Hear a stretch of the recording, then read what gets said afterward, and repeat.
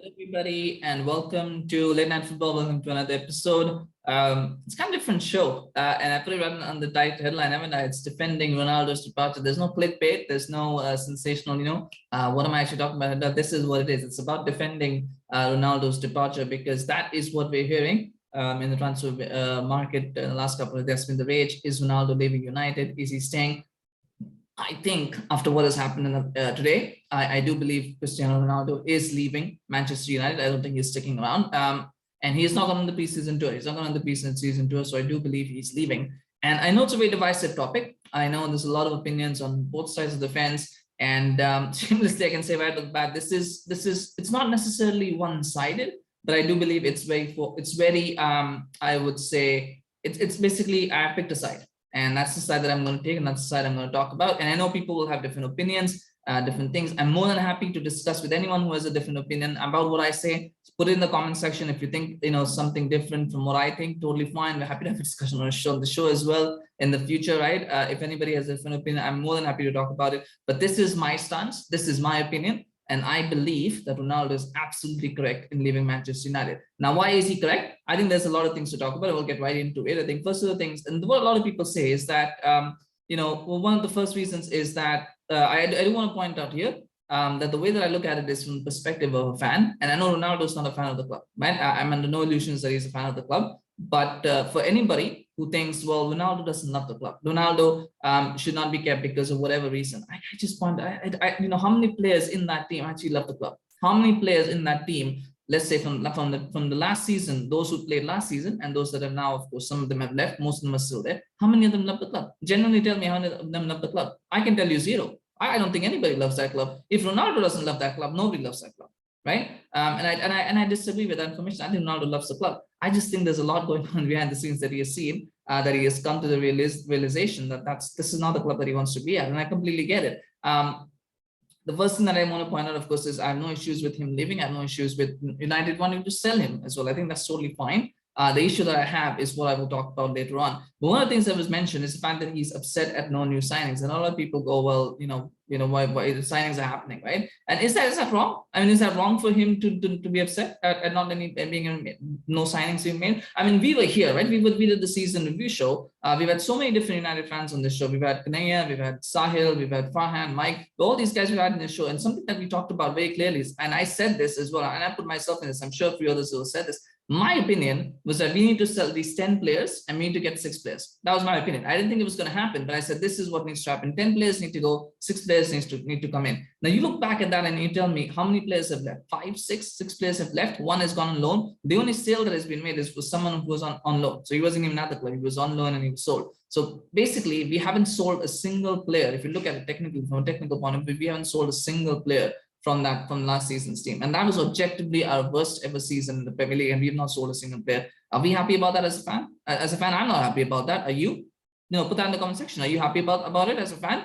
Right? So why shouldn't he? Now, I'm not saying Ronaldo's a fan, but why shouldn't he be upset? Does he not have the right to be upset? If we as fans can be upset, why can't he be upset about it? We've signed 1 player, and now the 6 players that I said that we need to sign. We need to sign a right back, a centre back, 2 midfielders, a striker, and a winger. That was what I thought we needed, 6 players. Now, some people, of course, differed, and I'm not saying the doors on the show also agreed with me, but most of us said 4, 5, 6 players. Maybe we differed on the identity, but usually that was on what we said. How many have you got? We've got 1 backup left back.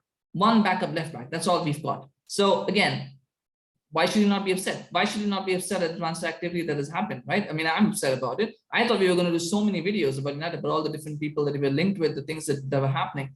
We've done nothing. We've done. I even didn't want to do the announcement signing for Malacia because I was like, well, that's I'm excited about the signing. I love the signing, but I was like, that's just it's not what I wanted to do. I just don't want to do that. I want to do more. I want to have more excitement. And there's nothing. They've killed this transfer window. They've literally killed this transfer window. So why should Ronaldo not be given that slack?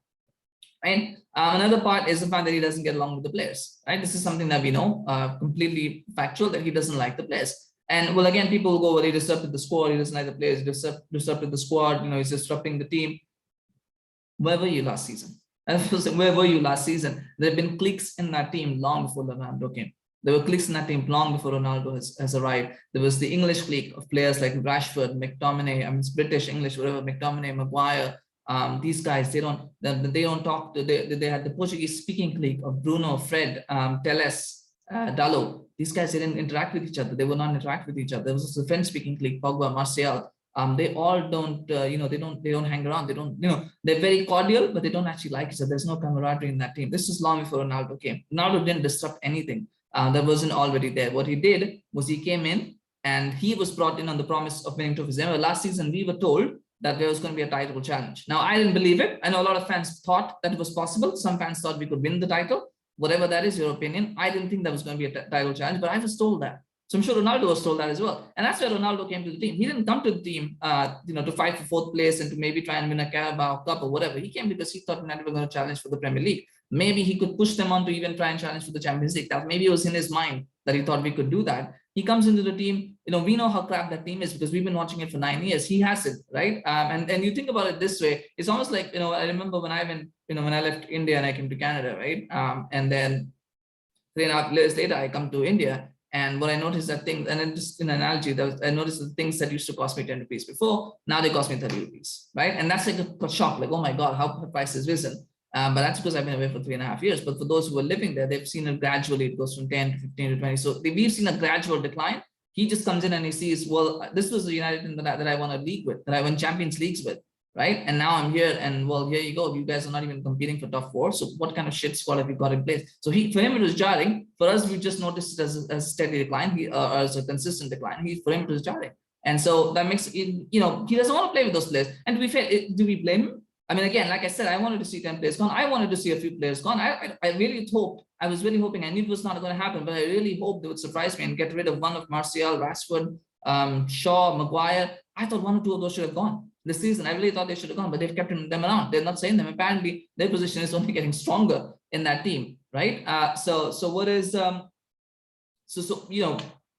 Why do we blame him? Why do we blame him for not liking the player, for causing disruption in the squad? No, the squad was already disrupted. There was nothing to disrupt because there was already disruption. He came in, he basically demanded more of his players, right? Another thing, he demanded more of his players. What's wrong in demanding more of the players to win a trophy? Ronaldo's selfish. I'm going to say he's not doing it for the team. Like, if anybody thinks I'm saying that he's doing it for the team, he's not. I know he's not doing it for the team. But why do I care? There was a good line in the movie. What was that movie? The one with Brad Pitt as Achilles. I believe it was Troy, the movie Troy. What did he say? He said, I know Sean Bean makes his dialogue. I don't care about the man's allegiance. I care about his ability to win battles. And that is what Ronaldo is. I don't care about whether Ronaldo is doing it for the club, he's doing it for himself. I don't give a crap. I care about United winning trophies on the field, winning games. That's all I care about. If he's doing that, what do I care? Why is he doing it for? And he's doing it to win trophies because he wants to enhance his own career stats. But he wants to win trophies. As fans, don't we want the club to win trophies? What's the big deal? We know those players. Now, if he was doing it to players of the caliber of Roy Keane or David Beckham or Paul Scholes, he was talking to them that way, I could understand it. Yes, those guys have won something and they've done something. He's talking to a bunch of players that have won nothing for 5 years. They've won nothing for 5 years, literally won nothing, or 4 years because he came last season. 4 years, 5 years, they've won nothing. So why doesn't he have the right to tell them that this is to demand more, to do more, right? And keep in mind as well, these players are not good enough to win trophies. These players are not good enough to win trophies. They're not. They don't have the ability. They don't have the mentality. They don't have anything. Last season, people forget, City won it pretty comfortably in the end, but there was a time when United were top. They were top. And what happened? And I think in a matter of a couple of games, it fell like 3 or 4 points behind City. And I knew it was over. At that point, I knew it was over. The title challenge is gone. They don't have the mental strength to overhaul them. And they didn't. They just kept falling away, further away as soon as they fell behind because they don't have that strength. In the Europa League, as soon as Villarreal scored first, I knew United were not going to win that game. I knew it. In my mind, I knew it. They might get a goal back, and they did get a goal back, but I knew they were not going to score 2 to win that game. They just weren't. They didn't have that ability, the mental strength, that self-belief. They just didn't have it. The manager didn't have it. The players didn't have it. Nobody had it, right? So this is the team. This is the team. This was before Ronaldo came, by the way. Nothing to do with Ronaldo. Ronaldo wasn't in that game. This is before Ronaldo came. These are things that I noticed and I knew, right? And they lost that game. They lost the Europa League final, which they should have won. They should have made this. I don't think they should have won a title. I think maybe they will look at it in years to come as a missed opportunity. But I do think they could have made more of a fist of a title challenge, but they didn't because they just don't have that ability. They just don't have the mental strength. And it permeates from the owners as well. It permeates from the top. There is, when we talk about investment, going from 7th to 4th is the same number of places mathematically. It's the same number of places as going from 4th to 1st. It's the same mathematically. But the investment that you need to make to go from 7th to 4th and the return on investment is a much smarter, from a financial point of view, it is not as big of an outlay as going from fourth to first. So, what do I mean by that? If you're in seventh, which is technically outside the Europa League, right? You're seventh, and to get from outside the Europa League to go to the Champions League, you could maybe spend £100 million. As an example, if you spend £100 million, you can spend £100 million, you could probably go from seventh to fourth, right? You get there, you get £150 million. These are not actual figures, by the way. I'm just saying you can spend £150 million to get into the Champions League. You get that money from getting into the Champions League, and probably get another £50 million maybe from being in the Champions League. So you get £200 million on a £100 million investment. You get £200 million back. That is, that financially makes sense. To go from, now these are not actual figures, by the way. I'm just saying, this is just an analogy here. To go from fourth to first, you need to spend £200 million. You need to spend double of what you spent to get into the Champions League, but you probably get the same. You don't get a lot more. You might get maybe 150 million, you might get 180, 190, you might get £200 million for winning the title, and you probably get maybe 60, 70, so that's £270 million. You see the difference, right? You double your investment, but you probably don't even you get 50, 60%. You don't even get maybe 20, 30% more. If you're only making 270 to 80 million pounds, you're not really making a lot more on that investment. So it requires a lot more to go from fourth to first. And that's just money, right? So financially, it doesn't make much sense for the Glazers, for owners like the Glazers, to spend a lot to go to win the title. They would love to win the title by spending as little as they can. They would love it, but it's not it's no longer feasible. And it's the same thing that applies to the team. You could get, fourth place by getting 70 points. 70 points is usually enough to get fourth place, right? To get first, you need to get 95. 95 is the minimum that you need to get. That's 25 points more. That's 8 games more that they have to focus on, 9 games more that they have to win, to draw, whatever they need to. That's 9 games more. It's a big mental thing that you need to get into, and it's not easy. For most players, it's not easy. People often talk about ability, but it's not just ability, it's mentality. To be switched on for another 9 games, another 10 games, to be able to get grind those points out, to be able to, convert draws into wins, losses into draws. That kind of mentality doesn't come like that. You need to demand more of yourself. And these players, they don't want to do it. They just don't want to do it. They just can't do it, and they don't want to do it. They're happy where they are. So, again, should we be upset at Ronaldo demanding more from the players, because that he can win trophies and so that the club can win trophies? I don't think that's a big deal. I never saw that as a big deal, but I know maybe somebody else thinks, well, that's bad, right? And this then brings me to other things, because apparently now he had a fallout with Van Dijk, because Van Dijk demanded a lot of him, and I think that's fair. I think we all knew Van Dijk didn't get along with a lot of the players. I don't blame Van Dijk for that, but that's opinion based there, whatever you want to stand by it. I didn't think that was wrong for Van Dijk to do what he did, because he knew he was fighting an impossible situation. Ronaldo is entitled to his opinion. Do I think he was right to fight with Van Dijk? No, but that's whatever that is. I don't think, some people might agree with that, but I was like, no, that's a fight within them. I knew that they didn't get along, but that doesn't mean I have to agree with Ronaldo's side of things. But that's what it is. But the fact is, even though he didn't agree with him, he was still professional. He came back 3 or 4 days after, such a tragic incident with his family. He still came back and played. He still scored goals for the team. He still performed well. He still performed to his level. Compare that with someone like Rashford. What was he doing? He was walking around on the field just because he wasn't starting games, and he came on, he would walk around. Martial ran away. First opportunity he got, he ran away. Maguire was just sulking over there because, posting Instagram things and doing all of that stuff that he was doing, talking about how he's actually a very good player, even though he's not, right? These were things other players were doing. Ronaldo wasn't doing that. Ronaldo was professional. He's always been professional. Harry Maguire is the one who goes and clicks likes on Sport Bible posts on social media. That's what Maguire is doing. What's Ronaldo doing? Does Ronaldo go and do that? Did Ronaldo ever go and like a post about how Maguire is a crap defender? Did he go and do that? He didn't go and do that, right? And yet there are people out there who are actually praising Maguire for doing this. The captain of the team, they're actually praising the captain of the team for liking a post about an inflammatory post about his fellow colleague. That's where we are at. And apparently that's good, right? That's good for people. So, I don't know. I don't know what to respond to that. That's people have fallouts. He has had a professional attitude throughout. He's been professional throughout. He's still been professional. You could easily come out and said the Glazers have not given me what I want, so I'm leaving. He hasn't said anything. He's kept quiet because he doesn't want to talk about it until it happens. For whatever reasons, I think that's a professional. And then this other thing, right? This whole narrative now that is built around Ronaldo, right? About being unprofessional, about being, selfish, unprofessional. There's also the thought that, well, if Ronaldo leaves, other players, younger players can express themselves. So express yourselves. What are the players that we're talking about? I'm going to assume the players that we're talking about. Maybe there's different players, but I'm assuming the players that he talks about. Maguire can express himself more as a captain. What has Maguire ever done in his career? Maguire has not won a single trophy in his career. He's never won a single trophy in his career. What the hell? How much more does he need to? What is he going to express about himself? The players don't respect him. Forget about Ronaldo. Other players don't respect him. I've seen Lindelof and De Gea yell at him on the pitch, right? When they concede a goal, I've seen them yelling at him.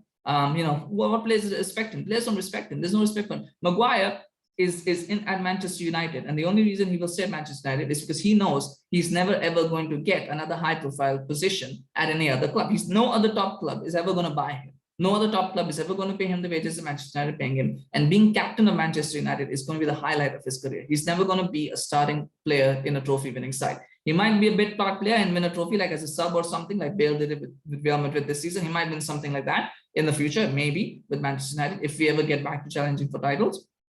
But he's never going to be a starting player for a trophy-winning team. He's never ever going to be that. He's not good enough to do that. And so this is his ceiling. Being captain of Manchester United is his ceiling, and that's why he's trying to cling onto it. So what right does he have to what is he going to express himself? He's suddenly going to become faster. He's suddenly going to have more anticipation of where the ball is. He's been clapped for England as well last couple of games. Nobody talks about it. He was clapped for England last couple of games. Nobody mentioned it though. It all got buried under the headlines. Nobody talked about that. Was Ronaldo playing for England when he was clapped? Right? We talk about Antony Martial. Antony Martial fled the first chance he got from Ralph Rangnick. He fled, and I like Rangnick, and he fled, right? And he went to Sevilla, and he's been clapped at Sevilla. Antony Martial has been clapped. Was Ronaldo at Sevilla while he was being clapped at Sevilla? No, but he was clapped there, right? So what was happening? What was happening? What Ronaldo's shadow was hanging over his head. He was clapped last season as well when Ronaldo wasn't there. Right? He was still clapped. So now suddenly he's going to express himself because Ronaldo's gone. When Ronaldo had no impact on his performances at Sevilla or the previous season. Marcus Rashford, I like Marcus Rashford. I really thought Marcus Rashford could have been a special player at Manchester United. I really thought that. He was horrible last season. He was horrible. Not just his play, his attitude was horrible. He has, and I don't know what it is. I just think that he's starting to, the popularity that he has, the stature that he has outside of the game, I think that's got to his head. I really think that's got to his head. And I've said this many times, he needs to decide whether he wants to play football and whether he wants to play football at Manchester United. That's something he has to decide. But the thing is, why would he quit Manchester United? No other big club is going to buy him. No other club is interested in. No other big club is interested in him. And he's going to stay there. And the fact is, he's very popular. He's very popular off the pitch because of what he does off the pitch. Of course, his charity work, the stuff that he's done with the government. He's very popular, and he's translated that popularity and that goodwill into a big brand for himself. He's a very marketable person, actually. But it's also that marketability comes from the work that he does off the field and the exposure he gets from playing for Manchester United. So so why would you want to leave Manchester United? You're making a comfortable income. You're not going to get that salary anywhere else. You're not going to get that exposure anywhere else. So, pretty confident. The club doesn't want you to leave. I don't think Maguire or Rashford will ever be sold by Manchester United. They might leave of their own accord. They might leave when their contract is up, but I don't think they will ever be sold by Manchester United. And I don't think Manchester United can sell them. And I know that they're going to give him a new contract. So, that's the way the club operates. So how are these players? How has Ronaldo impeded them from expressing themselves when all they need to do is just perform on the pitch, right? I mean, Ronaldo didn't go and tell Rashford, well, go ahead and sulk on the pitch. He didn't drop him. He got dropped himself. So, that's what it is. And I'll include Jadon Sancho in this as well. I'll include Jadon Sancho, even though I cut Jadon Sancho some slack. He was injured apparently to play a part in the last portion of the season. He didn't play any games because he was supposedly injured. But then he goes and he's in France. He's enjoying himself in France. He's roaming around in France. Right? So he can't even be bothered to come back. I mean, these are the kind of players we're saying will express themselves. And especially, I don't know. I don't know what to say. I don't know where. And this has all been indulged by the management, the executives. The board, they don't care about the team winning trophies. That permits the players. The players know, some of the players, they know they're never going to win a trophy. So for them now, it's about maximizing their brand value. And the manager Ole Gunnar Solskjaer, I loved him. I thought he was a very good manager. That's what I thought the last season. And then over the last, this season that has just gone by, I just realized he's crap. He all he did was he indulged players. He indulged players who didn't need to be indulged. He didn't do the kind of things that he needed to do, and this is what has led to the toxic environment that is there today. So I don't blame that. I mean, how are they going to be different is the question. Like, how are they going to express themselves? What's going to change in their play? Has Rashford made any changes to his play that maybe he's not being able to express them? So I often think that people find that express themselves as a very common, convenient excuse, right? It's almost a way of saying, well, let a big star player go because other players can shine. It doesn't work that way. Other players have got to show something for me to believe that they can do something differently after this player's go, that this player has been stopping them from doing something. This player has not been stopping them from doing anything. It's just them. They just don't have the ability, the mental fortitude, whatever you want to call it. They just don't have it. And that's just what it is. And then we talk about the Glazers, right? And again, it goes back to the same point. The Glazers have taken out 11 million pounds in dividends. That's almost as much, almost the same as they've spent on their one signing that they've made. That's the same, right? That's how much they've been haggling for De Jong for so long. That deal should have been completed. I will do a video about that De Jong tomorrow. I will do one tomorrow for him because that's a very interesting story as well. That needs to be talked about. That isn't talked about enough. But they've haggled this fee for De Jong. They've lost out on other targets. What has changed at United? What has really changed at United? They're still doing one deal at a time. They've still got all the mates of Ed Woodward running around in the executive boardroom place. Arnold was a mate of Woodward. Murtough was a mate of Woodward. Just because you say that it's a new United and a new era doesn't make it. You've got to actually show something. They haven't showed anything. They're still the same. They're still trying to get marquee signings that nobody really wants to see at the club. Nobody asked for it. Nobody wants it. Yet, they think that's what the fans want. Clueless people who are running that club. Apparently, they have 14, 16 hours a day. God alone knows what they do for 14, 16 hours a day because they're sure SL aren't completing deals. So what the hell are they doing there, right? It's just a mess. It's just a mess. It is a mess that is happening at the club, and it's all being festered right from the top all the way to the down. And I'm not saying the Glazers are responsible for everything, but when you look at it, you've got to blame them because that's where it starts. That's where it stops. If somebody puts it has to stop, and it has to start there. Any change that is going to happen has to start there. But if they're not interested in change, they're not interested in change because you can make 300,000 or 500,000 pounds for winning against Nottingham Forest in the 4th round. Great. But even if you lose, you can make £6 million the next day by getting a new training deal. What's more important?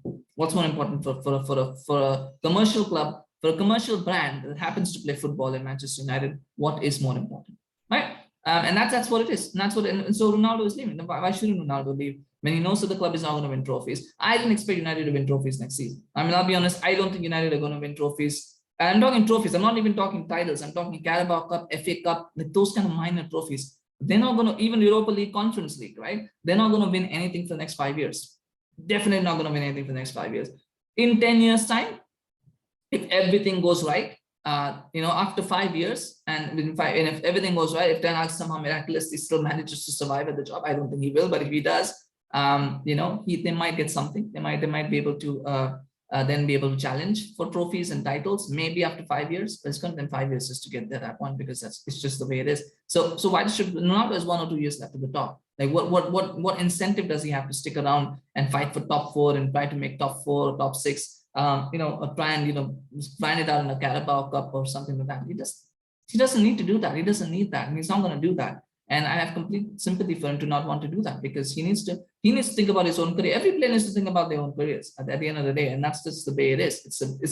It's one career. Players have one career, and that's the way that it goes. Now you can let me know in the comments if you think that that's wrong. I understand the whole sentiment where no player is bigger than the club, but believe you me, there's no player who thinks that they're second to the club. Everybody thinks they're bigger than the club, and for a lot of players, they are bigger than the club because the club practically depends on them. We're begging De Jong to come to Manchester United. This is where we are. We're begging Frankie De Jong to come to Manchester United. Of all players in the world, we're begging Frankie De Jong to come to Manchester United. A brilliant player, but again, not a legend of the game. He's not a top player in the game. He's not one of the. Is he one of the top? He might be one of the top 10 midfielders. Is he one of the top 5 midfielders in the world? He's not. Right, and yet we are begging a player like that to come to Manchester United. So how can we go and say that we are bigger than Ronaldo, or we are bigger than a player? We're not.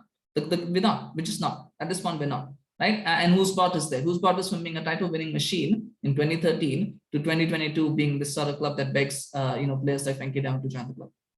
Just think about that for a moment. For anybody who goes around, complaining that they're blaming the Glazers, to stop blaming the Glazers. And you'll notice a pattern. The same people who defend the Glazers are people who blame Ronaldo for all the problems, people who blame Rangnick for all the problems, right? Rangnick was a problem as well before. So these are the kind of people that you can notice a pattern. Most of the time, they're the same people. They're the same people that blame, both of those guys together, and then they go and say, well, the Glazers are not that bad.